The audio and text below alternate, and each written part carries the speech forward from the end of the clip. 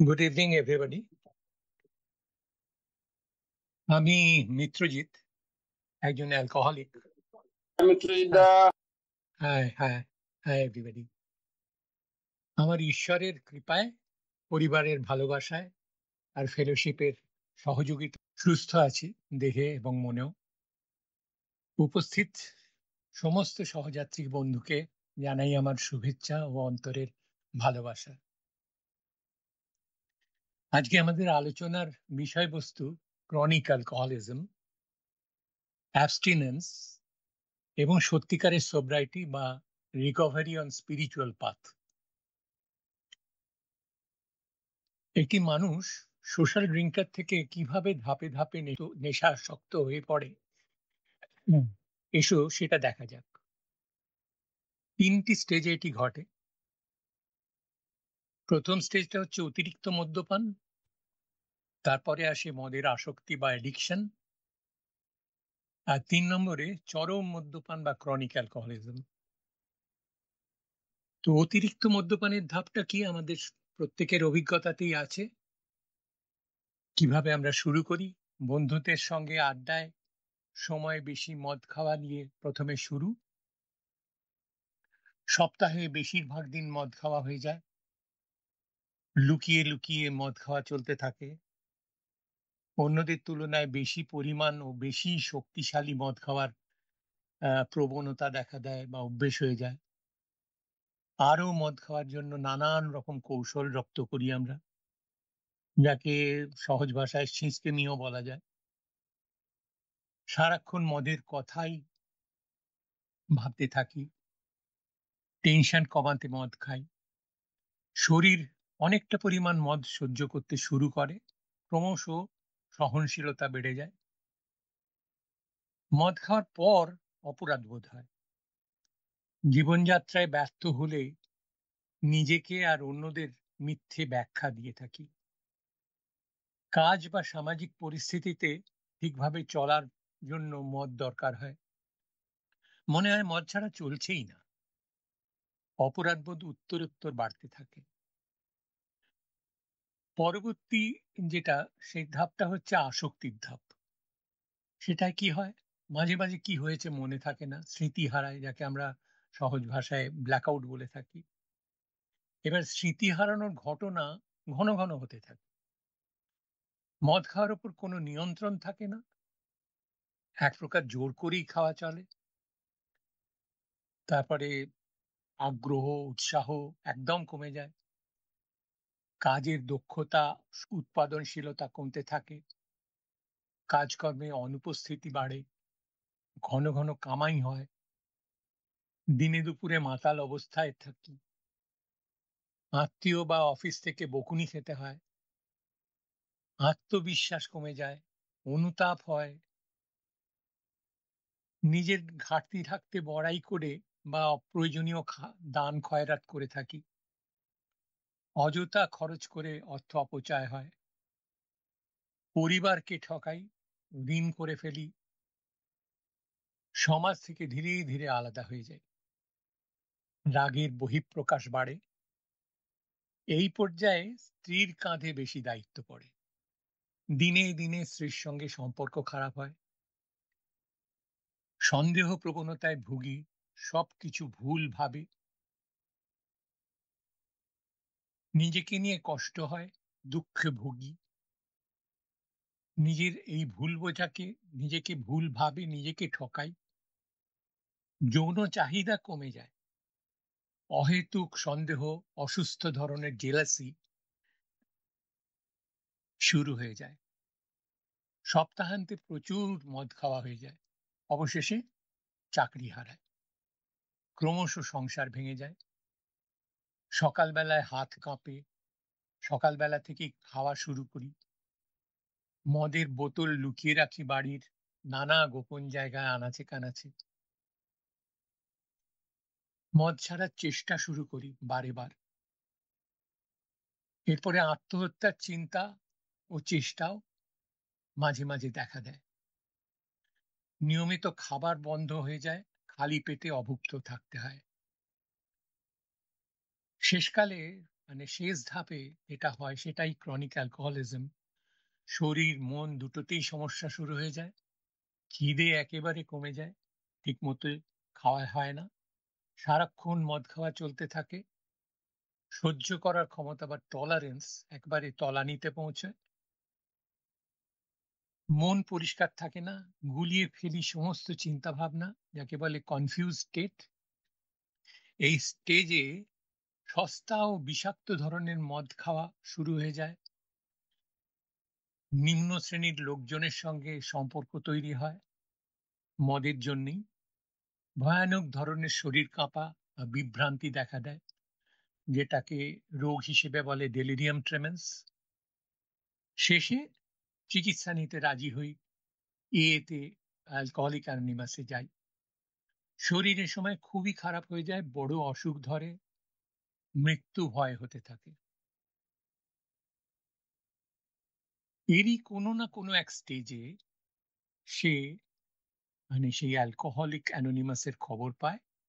কেউ মেসেজ পেয়ে সোজাসুজি মিটিং এ আসে। যারা তেমন ভাগ্যবান নয়, তাদের রিহ্যাবের ট্রিটমেন্টের পরে কোনো শুভাকাঙ্ক্ষী মিটিং এ পৌঁছে দেয়। এখানে পুরনো সদস্যরা তাদের নিয়মিত আসতে বলে, one day at A time এর পরামর্শ দেয়। কেউ বা বলে মদ ছেড়ে থাকতে আর নিয়মিত মিটিং করতে। মিটিং আসতে থাকলেই সুস্থ হয়ে ওঠা যায়, এমন কথাও বলে।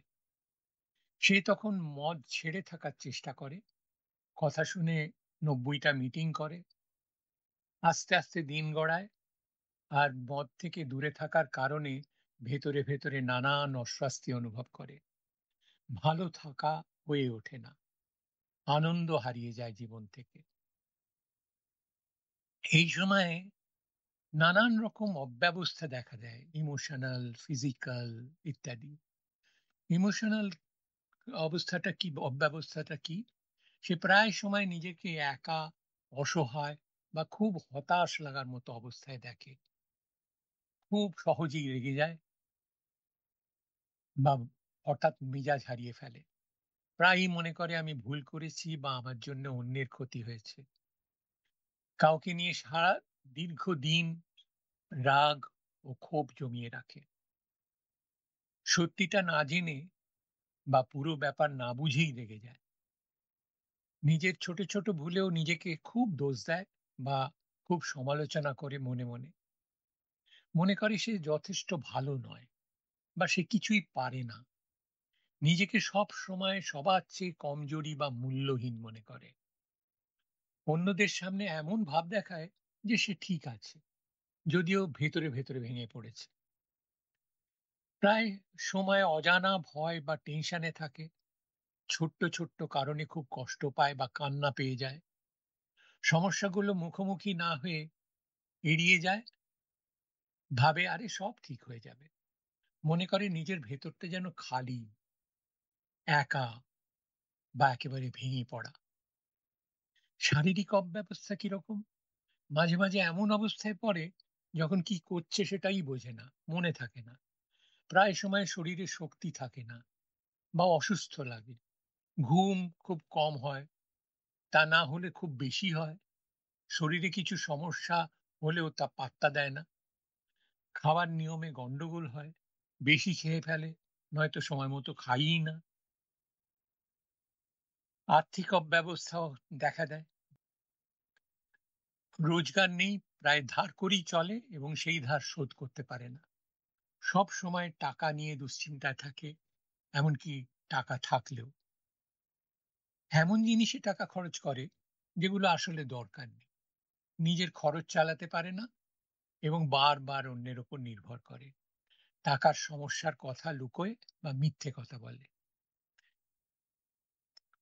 সোশ্যাল আনম্যানেজেবিলিটিও দেখা দেয়। কিরকম? না ইচ্ছে করে বা অজান্তেই পরিবার বা বন্ধু বান্ধবের থেকে দূরে থাকে।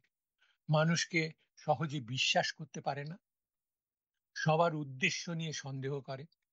খুব সহজে সম্পর্ক ভেঙে ফেলে বা বন্ধুত্ব ছেড়ে দেয়। কারো সামনে ঠিকমতো কথা বলতে পারে না বা অপ্রস্তুত লাগে। অন্যদের নিয়ম মানতে হলে তাদেরকে এড়িয়ে চলে বা দূরে সরিয়ে দেয়। সবসময় ভাবে যদি কেউ আমাকে গ্রহণ না করে, আমি ওদের মধ্যে মানিয়ে নিতে পারবো না। যৌন অব্যবস্থাও অদ্ভুত তার। সে এমন প্রেম বা শারীরিক সম্পর্কে জড়ায় যেগুলো পরে তাকে আঘাত দেয়। ভালোবাসা বা স্নেহের জায়গায় শুধু যৌন সম্পর্ক খোঁজে। যৌন বিষয় নিয়ে অপরাধ বোধে ভোগে বা নিজেকে নিচু মনে করে। সে তার যৌন জীবনের বিষয়গুলো অন্যদের থেকে লুকিয়ে রাখে। সে ভালোবাসা বা যৌন সম্পর্ক পাওয়ার জন্য নিজের সীমা বা মর্যাদা ছাড়িয়ে যায়। আত্মিক অব্যবস্থা কিরকম? প্রায়ই ভাবে, আমি কেন বাঁচছি, এই বাঁচার মানে কি। ভেতরে ভেতরে খুব একা অনুভব করে, যদিও মানুষজন রয়েছে তার চারপাশে। ঈশ্বরকে সে বিশ্বাস করে না বা ওনার ওপর রাগ বিরক্তি থাকে। অনেক সময় জানে কি ঠিক, তবু সেটা করে না। সে প্রকৃতি, মানুষ বা জীবনের সহজ জিনিসগুলো উপভোগ করতে ভুলে যায়। সে শুধু চাইতে থাকে, ঈশ্বর আমাকে এটা দিন, কিন্তু কখনো বলে না আমাকে বদলাতে সাহায্য করুন। তো প্রথমেই বলি, মদ যদি কারোর একমাত্র সমস্যা হয়, তাহলে সে অ্যালকোহলিক নয়। হয়তো সে অ্যাকিউট অ্যালকোহলিক বা হেভি ড্রিঙ্কার। আমরা এমন মানুষ অনেক দেখেছি যারা প্রচুর মদ্যপান করে। তারা হয়তো এমন নেশা করে যা তাকে দৈহিক ও মানসিকভাবে অসুস্থ করে তোলে। অসময়ে তার মৃত্যু পর্যন্ত হতে পারে। কিন্তু যদি সঙ্গত কারণে, যেমন অসুস্থতা, প্রেমে পড়া, পরিবেশ বদল, ডাক্তারের সতর্কতা, এগুলো হয়, তা তাকে প্রভাবিত করতে পারে, তাহলে এই ধরনের মানুষ মদ খাওয়া সম্পূর্ণ বন্ধ করতে পারে বা কমিয়ে দিতে পারে। সুস্থ হয়ে স্বাভাবিক জীবন সে ফিরে পায়। কাজের জায়গায়, ব্যবসা ক্ষেত্রে সফল হয়, সংসারে মনোযোগী হয়, স্ত্রীর জীবন খুশিতে ভরে ওঠে আবার। আমাদের মধ্যে অনেককেই দেখি এরকম। বছরে ২-৪টে মিটিং এ ভিজিটর হয়ে আসে, নিয়ম রক্ষার্থে জন্মদিন পালন করে। এরা ভালো থাকুন এই কামনা করি। কিন্তু রিয়েল অ্যালকোহলিকের কি হয়? সে হয়তো অল্প মদ খেয়ে শুরু করতে পারে, বেশি মদ নাও খেতে পারে। কিন্তু জীবনের কোনো না কোনো পর্যায়ে একবার শুরু করার পর তার মদ খাওয়ার উপর নিয়ন্ত্রণ হারিয়ে যায়। এদেরকেই আমরা বলে থাকি হোপলেস ভ্যারাইটি। অ্যালকোহলিজম একটা শরীর, মন আর অন্তরাত্মার শূন্যতা বোধের অসুখ। এবং এই অসুখ যার হয়, সে অবসেসিভলি এবং ইনসেনলি মদ খেতে থাকে শান্তি পাওয়ার আশায়। খুব সূক্ষ্ম তফাৎ, কিন্তু মস্ত তাৎপর্য আছে এই তফাতে। তাই শুধু মদের থেকে দূরে থাকলেই বা অ্যাবস্টিনেন্স এর কোনো সমাধান নয়। প্রয়োজন শরীর, মন আর অসুস্থ আত্মাকে সারিয়ে তোলা। অ্যাবস্টিনেন্স সমাধান তাদের জন্য যারা মদ খেতে খেতে মাতাল হয়েছে বা যারা অ্যাডিক্টেড টু ড্রিঙ্ক। বিগ বুকের ২০ পাতায় যাদের বর্ণনা আছে অ্যাকিউট অ্যালকোহলিক বা হেভি ড্রিঙ্কার হিসেবে। কিন্তু যারা মাতাল বা ক্রনিক অ্যালকোহলিক, তারা এভাবে মদ্যপান করে তাদের অনিয়ন্ত্রণের সমস্যার কারণে, যা তাদের ছোটবেলা থেকেই ছিল, কেবলমাত্র স্পিরিচুয়ালিটির পথেই এর সমাধান হওয়া সম্ভব। অপার শূন্যতা এবং ক্রনিক ম্যালকন্টেন্ট বা নিরন্তর অসন্তুষ্টি জীবনভর শান্তি দেয় না একজন অ্যালকোহলিককে। তার মনে হয় সে একা, বাকি সবাই অনেক দূরের মানুষ। এর কারণ স্পিরিচুয়াল ব্যাংক্রাপসি বা স্পিরিচুয়াল ম্যালাডি, আধ্যাত্মিক দেউলিয়াপনা। এর থেকে মুক্তি পেতে গেলে এর উৎসগুলিকে জানা দরকার, আর একেবারে ভেতর থেকে তার শেকড়গুলিকে বিনাশ করা জরুরি। তখনই নতুন করে শুদ্ধ চৈতন্যের উদয় হবে। জীবনে আবার ফিরে আসবে সহমর্মিতা, সততা, বিনয়, ভালোবাসার মতো দামি অনুভূতি আর অভিব্যক্তিগুলো। বিশুদ্ধ আত্মার স্বরূপ সেটাই। যখন আমরা স্টেপ ওয়ার্কের মধ্যে দিয়ে পার হয়ে আসি, যে হাজারো ভয় আমাদের অক্ষম করে রেখেছিল, যে সেলফ উইল আমার নিজের এবং নিকটের মানুষজনদের জীবনে বিপর্যয় নিয়ে এসেছিল তার অবসান হয়। যে উচ্চতর শক্তিকে এতদিন আমি অস্বীকার করে আটকে রেখেছিলাম তার অবরুদ্ধ দ্বার খুলে যায়। বিল যাকে বলেছেন সানলাইট অফ দি স্পিরিট, তাতে আমরা স্নাত হই, অভিশাপের মুক্তি ঘটে। বিলের মতে অ্যালকোহলিজমের প্রধান দুটো লক্ষণ। এক নম্বর হচ্ছে কি, না প্রবল ইচ্ছে থাকা সত্ত্বেও আপনি সম্পূর্ণভাবে মদ ছাড়তে পারছেন না, যাকে বলে মেন্টাল অবসেশন। কথাটাকে খেয়াল রাখুন, বলছেন আপনি সম্পূর্ণভাবে মদ ছাড়তে পারছেন না, মানে মাঝে মাঝে আপনি ছাড়তে পারেন কিন্তু সম্পূর্ণভাবে পারেন না। দুই হচ্ছে, যে পরিমাণ মদ খাচ্ছেন তার উপর আপনার কোনো নিয়ন্ত্রণই নেই, ফিজিক্যাল অ্যালার্জি, তাহলে আপনি অ্যালকোহলিক। এর অর্থ আপনি যদি সত্যিই ক্রনিক অ্যালকোহলিক হন, তাহলে এমনকি দীর্ঘদিন মদের থেকে দূরে থাকা বা অ্যাবস্টিনেন্সের পরেও আপনাকে কোনো না কোনো দিন আবার মদের পাত্র তুলে নিতে হবে। কিন্তু আপনি যদি কেবলমাত্র একজন হেভি ড্রিঙ্কার হন, তাহলে মাঝপথে আপনি নিজেকে নিয়ন্ত্রণ করতে পারবেন বা একেবারে ছেড়ে দিতে পারবেন। কারণ এটি তাদের কেবলমাত্র এক বদঅভ্যেস, একটি নেশার বস্তুর প্রতি অ্যাডিকশন মাত্র, কোনো সঙ্গত কারণের পেছনে নেই। কিন্তু অ্যালকোহলিকের ক্ষেত্রে শৈশব বা কৈশোরের নানাবিধ বিপরীত অভিজ্ঞতাই কারণ হতে পারে। আমরা একটা বাচ্চা ছেলের কথা জানি, ভূমিকম্পের আগে যার জীবন ছিল নিশ্চিন্ত, যখন বড়রা, বিশেষ করে মা বাবার নিয়ন্ত্রণে ছিল সবকিছু, যা কিছুই ঘটুক তারা সব ঠিক করে দিতেন। কিন্তু ভূমিকম্প সব বদলে দিল। সে দেখল বড়দের হাতে সবকিছু নিয়ন্ত্রণের ক্ষমতা নেই। এটা যেমন বিস্ময়ের তেমনি ভয়ের। বড় হয়ে সে নেভিতে জয়েন করলো, আর এখানেই তার পরিচয় ঘটলো মদের সঙ্গে। আর মদ তাকে পরম মমতায় সেই ছোটবেলার নিশ্চিন্ত জীবন ফিরিয়ে দিল। সে মদের সঙ্গে ভালোবাসার সম্পর্কে জড়িয়ে গেল। এক একজনের এমনই ভিন্ন ভিন্ন অভিজ্ঞতা। তাই এখানে মূলত দুটো জিনিস দেখতে পাচ্ছি, অনিশ্চয়তা ও নিরাপত্তাহীনতা। তাছাড়া এক শূন্যতার বোধ, একটা ভেকেন্সি। সর্বদা মনে হয় কি যেন নেই, হিন্দিতে যাকে বলে খালিপন। এইসব শূন্যতা তাকে ক্রমশ একাকী করে দেয়। সে দূরে সরে যেতে থাকে, নিজের থেকে, অন্যদের থেকে, ঈশ্বরের থেকেও। অ্যালকোহলিজম মূলত এই সেপারেশনের অসুখ। স্বস্তি ও শান্তি তবেই ফিরে আসে যখন আবার সম্পর্কগুলো পুনঃস্থাপিত হয়, এবং তা একমাত্র আধ্যাত্মিক পথেই সম্ভব। সেটা যতক্ষণ না হচ্ছে, তীব্র বেদনা ও একাকিত্বের তাকে বারে বারে অস্থির করে তোলে। রাগ, বিরক্তি, অস্বস্তি কাটাতে সে একটাই জানে, তাৎক্ষণিক সমাধান কয়েক পাত্র মদ। পৃথিবীতে দু ধরনের মানুষ আছে। এক শ্রেণীকে বলা হয় ওয়ান্স বর্ন, যাদের একটাই জীবন। এরা সহজ মানুষ, সুখে দুঃখে চমৎকার জীবন কাটিয়ে দেয়। এরা জানে ভালো কিছুকে জীবনে যোগ করতে হয়, আর মন্দ কিছুকে বিয়োগ। এই সরল পরিকল্পনায় জীবন তাদের গড়গড়িয়ে চলে। অন্যদের জীবন কিন্তু ভারী জটিল। তারা টুয়াইস বর্ন টাইপ।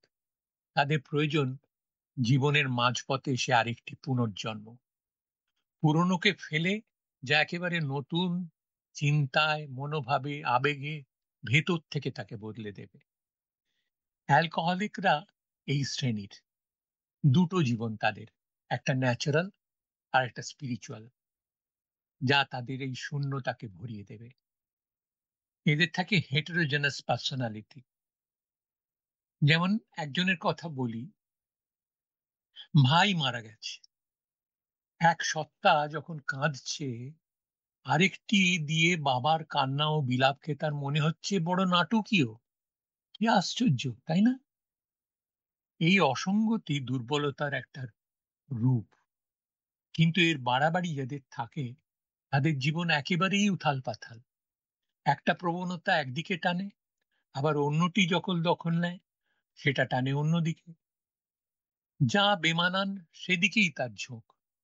একটা স্বেচ্ছাচারী তাড়না তার সব প্ল্যান ভেস্তে দেয়। তাদের জীবনে শুধু অনুশোচনা, নানাবিধ ভুল, ত্রুটি, বিচ্যুতি আর আচরণগত ভুল শুধরোতেই কেটে যায়। বলা হয় এই হেটেরোজেনাস বা নানা উপাদানে গঠিত পার্সোনালিটি বংশানুক্রমে উত্তরাধিকার। চরিত্রের এই যে সব বৈশিষ্ট্য, তা হয়তো পূর্বপুরুষের মধ্যে বেমানান এবং শত্রুভাবাপন্ন কোনো দম্পতিদের মধ্য থেকে এসে থাকবে। যাই কারণ হোক না কেন, এরা বড়ই দুর্ভাগা। শরীর, মন আর আত্মার লড়াইয়ে এরা বিপর্যস্ত হয়ে যায়। এরা স্বার্থপর, আত্মকেন্দ্রিক, স্বেচ্ছাচারী। একেই আমরা বলি ইনার আনম্যানেজেবিলিটি। ফার্স্ট স্টেপের দ্বিতীয় অংশে লেখা that our lives had become unmanageable বলতে এতদিন বুঝেছি তা হয়তো accident, failed relationship, loss of job, jail, asylum, এইসব কিছু। কিন্তু এসবই বাহ্য, আসলটা কিন্তু অনেক গভীরে। শুধু অ্যালকোহলের সঙ্গে অ্যালার্জির রিয়াকশনে আমার শরীর মদে নিয়ে যায় না। আমার মন, তার মেন্টাল অবসেশন আসলে আমাকে পৌঁছে দেয় সেই জায়গায় এবং সেটাকে ট্রিগার করে আমার অন্তরাত্মার এই অসুস্থতা। রেস্টলেসনেস, ইরিটেবিলিটি অ্যান্ড ডিসকন্টেন্ট, অস্থিরতা, খিটখিটে মেজাজ, অসন্তুষ্টি, যা একজন অ্যালকোহলিক মদ তুলে নেবার আগে থেকেই বহন করছে। আমাদের বই বলছে when the spiritual malady is overcome we straighten out mentally and physically. তাই যতদিন না আমার স্পিরিচুয়াল অ্যাওয়েকনিং হচ্ছে, আমি কেবল অ্যাবস্টিনেন্সে থেকে সুস্থ হতে পারবো না। স্পিরিচুয়াল ম্যালোডি, আধ্যাত্মিক অসুস্থতা তাহলে আসলে কি? যদি আনট্রিটেড থাকে, কি করে? তা অ্যালকোহলিককে আবার মদ্যপ জীবনে ফিরিয়ে নিয়ে যায়। যখন সে সত্যি সত্যি খেতে চাইছে না, নিতে চাইছে না। কল্পনা করো, প্রথম স্তরটি মদ শরীরে ঢুকলে শারীরিক প্রতিক্রিয়া বা অ্যালার্জি, আর তার থেকে ক্রেভিং। এর নিচের স্তরে রয়েছে মনের সেই উন্মাদনা, যা প্রথম পাত্র তুলে দেয় হাতে, মানে সেই মেন্টাল অবসেশন। এরও নিচের স্তরে রয়েছে অসুস্থ আত্মার অব্যবস্থা, যেটা দ্বিতীয় স্তরটিকে ট্রিগার করে জাগিয়ে দেয় এবং সেটি আবার ট্রিগার করে প্রথমটিকে। বিগ বুকে এই তৃতীয় স্তরের বর্ণনা দিচ্ছে এইভাবে। ১ নম্বর বলছে being restless, irritable and discontent. তারপর বলছে ব্যক্তিগত সম্পর্কের চির, কিছুতেই আমাদের আবেগকে নিয়ন্ত্রণে রাখতে পারি না, নানা দুর্দশা আর বিষণ্ণতার শিকার। এটি সফল ও সুখী জীবন থেকে বঞ্চিত আমরা। নিজেদের জীবনকে গুছিয়ে তুলতে পারি না, সর্বদা মনে হয় আমরা অপদার্থ। ভয়ে ভরা জীবন, চরম অসুখী। অন্যদের সত্যিকারের সাহায্যে আসতে পারি না আমরা। আমরা যেন সেই অভিনেতার মতো সমস্ত শোটা নিজের ইচ্ছে মতো চালাতে চাই। সহস্র রকমের ভয়, আত্মপ্রতারণা, নিজের মতলব খোঁজা, আত্মকরুণাতে ভুগি। স্বেচ্ছাচারের চূড়ান্ত আমরা। দু রকমের জীবনযাপন করি, ডাবল লাইফ যাকে বলে। অন্যদের জীবনকে বিপর্যস্ত করে তুলি টর্নেডোর মতো। অত্যন্ত স্বার্থপরতার অবিবেচকের মতো সব অভ্যেসকে প্রশ্রয় দিই।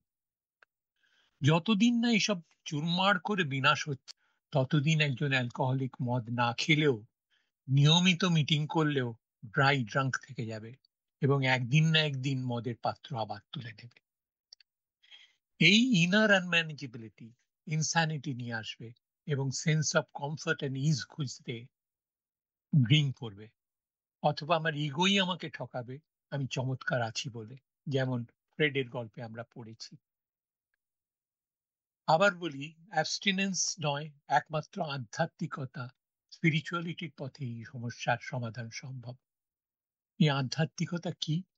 এর সার কথা হচ্ছে আমাদের সত্তার আভ্যন্তরীণ সৎ বস্তু, যাকে বলা যেতে পারে আত্মা, তারই জাগরণ, যা মন, প্রাণ ও দেহ থেকে ভিন্ন।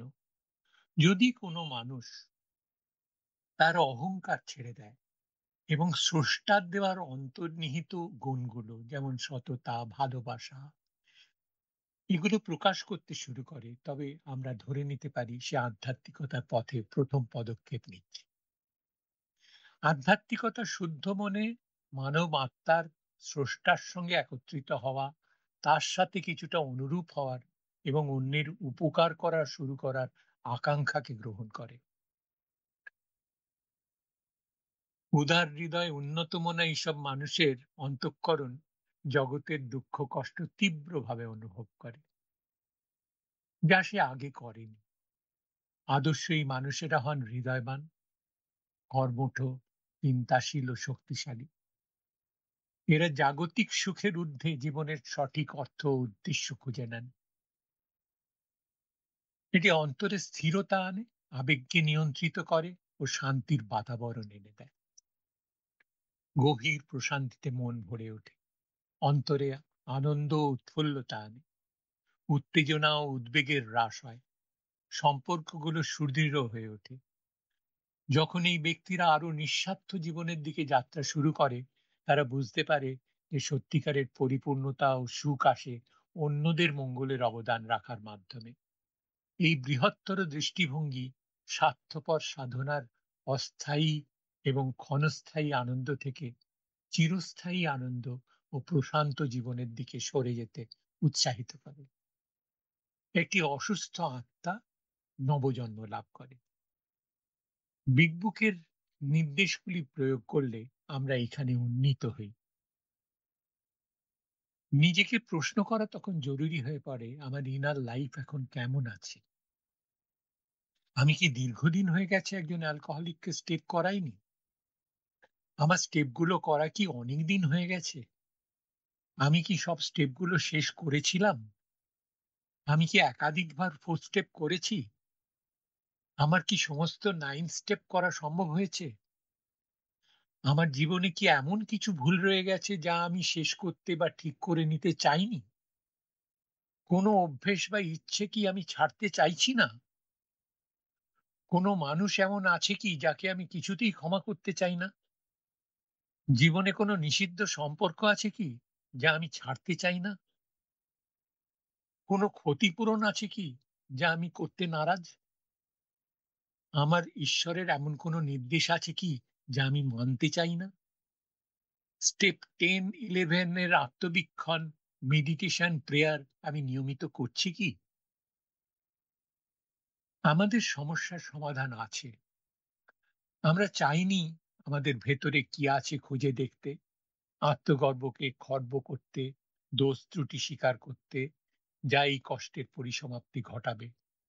কিন্তু যখন দেখি তা অন্যদের মাঝে কাজ করছে আর আমাদের জীবন হতাশা আর নিষ্ফলতায় ভরা, আমরা এই সহজ আধ্যাত্মিক পথটিকে বেছে নিতে দ্বিধা করি না এবং শেষ পর্যন্ত সেই আনন্দময় জগতে পৌঁছে যাই যা কেবল স্বপ্নেই দেখেছি। এখন বুঝি আমাদের আত্মাও অসুস্থ ছিল না, তা কেবল আশীর্বাদ থেকে বঞ্চিত ছিল। আজ তা সোবার, আনন্দিত এবং মুক্ত। এই কথাটা শুধু একটা স্লোগান নয়, বরং আসক্তি থেকে বেরিয়ে আসা মানুষের জীবনের প্রকৃত রূপের ছবি। সুখ কাকে বলে? আসক্তির সময় আমাদের মন আর শরীর দুটোই ক্লান্ত আর অসুস্থ হয়ে পড়ে। সেই নেশা ছাড়া যেন কিছুই ভালো লাগে না। কিন্তু সোব্রাইটিতে আসার পর ধীরে ধীরে শরীর সুস্থ হয়, মনের ভারও কমে যায়। তখন সত্যিকারের স্বাভাবিক সুখ ফিরে আসে, যেটা আসে ছোট ছোট জিনিসে, হাসি ঠাট্টা, যেমন বন্ধুদের সঙ্গে সময় কাটানো, পরিবারের সঙ্গে থাকা, বা শুধু একটা শান্ত ঘুম, রাতের ঘুমের মাধ্যমে। আনন্দ বা জয়াস কাকে বলি? আনন্দ মানে শুধু হাসি খুশি থাকা নয়, এটা ভেতরের এক ধরনের শান্তি আর তৃপ্তি, যেটা আসে যখন আমরা সৎভাবে বাঁচি, নিজের মূল্যবোধ মেনে চলি, যখন আর লুকোতে হয় না, মিথ্যে বলতে হয় না, তখন মনে হালকা লাগে। আসল আনন্দ এখানেই, নিজের ভেতরের শান্তি খুঁজে পাওয়ায়। মুক্তি বা ফ্রিডম কি? আসক্তি মানে এক ধরনের দাসত্ব, যেখানে নেশা আমাদের চিন্তা, সময়, সিদ্ধান্ত সব নিয়ন্ত্রণ করে। রিকভারিতে এসে সেই শিকল ভাঙে। তখন আমরা মুক্তভাবে নিজের মতো করে সিদ্ধান্ত নিতে পারি, নিজের জীবনের দায়িত্ব নিতে পারি। এই মুক্তি শুধু মদ বা নেশা থেকে নয়, বরঞ্চ ভয়, অপরাধবোধ আর লজ্জা থেকেও। শেষ কথা হচ্ছে, হ্যাপি, জয়াস অ্যান্ড ফ্রি আমাদের একটা আশার বার্তা দেয় যে সোব্রাইটি শুধু টিকে থাকার নাম নয়, বরং নতুন করে বাঁচার নাম। এর সুন্দর পরিপূর্ণ জীবন, যেখানে সত্যিকারের সুখ আছে, আনন্দ আছে, মুক্তির স্বাদ আছে। এখন আমার প্রায়োরিটি আমি যা পেয়েছি তার বার্তা আরেকজনের কাছে পৌঁছে দেওয়া, যে আজও পীড়িত। দেউলিয়া মন আর অন্তরের যাবতীয় শূন্যতা আবার ভরাট হয়ে উঠেছে ঈশ্বরের কৃপায়। কোনো নেশার বস্তু আর আমাকে আকৃষ্ট করে না। আমি সত্যিকারের সোব্রাইটির আনন্দেই বুঁদ হয়ে থাকি। এখানেই শেষ করছি। ধন্যবাদ চেয়ারপারসনকে আমাকে এই সুযোগ করে দেওয়ার জন্য। আর কৃতজ্ঞতা জানাই সবাইকে যারা আমার কথা শুনলেন মন দিয়ে। আশা করব তারা জীবনের পথে এই আমাদের 12 স্টেপ প্রয়োগ করবেন এবং হ্যাপি, জয়াস অ্যান্ড ফ্রি সোব্রাইটি উপভোগ করবেন। ধন্যবাদ আবার। Thank you. থ্যাংক ইউ মুক্তিযোদ্ধা, আমাদের এই জন্য এত সুন্দর একটা সেশন উপহার দেওয়ার জন্য। আপনাকে অসংখ্য ধন্যবাদ আমার গ্রুপের তরফ থেকে।